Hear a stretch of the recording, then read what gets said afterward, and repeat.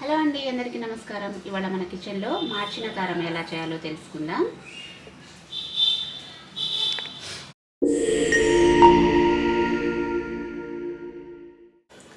ముందు ఒక ప్యాన్ పెట్టుకొని ఇందులో ఎండుమిర్చి వేసుకుంటున్నాను. ఇప్పుడు ఇందులో ఒక చిన్న స్పూన్తో ఆయిల్ పోసుకోవాలి.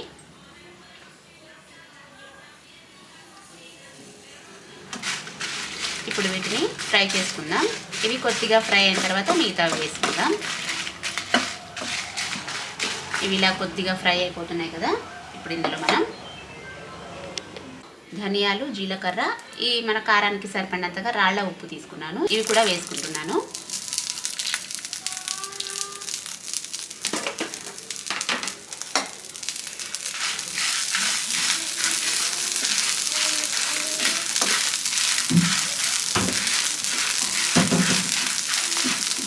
ఇలా ఫ్రై అవుతున్నప్పుడే ఇందులోనే మనం కరివేపాకు కూడా వేసుకోవాలి.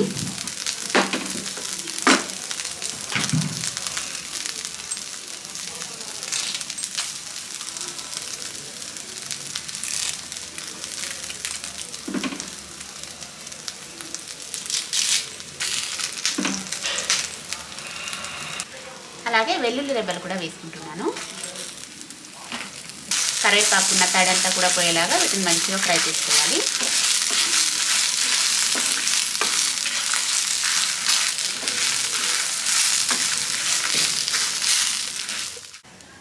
ఇలా మొత్తం మంచిగా ఫ్రై అయిపోయాయి కదా. ఇప్పుడు స్టవ్ ఆపేసుకొని వీటిని చల్లారనివ్వాలి. చల్లారిన తర్వాత మిక్సీ పట్టుకుందాం.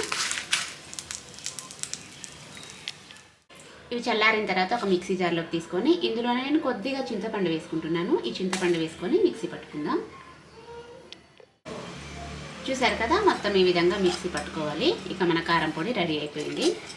చాలా తక్కువ టైంలో టేస్టీగా ఇలా కారం పొడి చేసుకో. ఇది వేడి వేడి అన్నంలోకి కానీ లేదా ఇడ్లీలో కొద్దిగా నెయ్యి వేసుకొని తిన్నా కానీ చాలా బాగుంటుంది. ఒకసారి తప్పకుండా ట్రై చేయండి.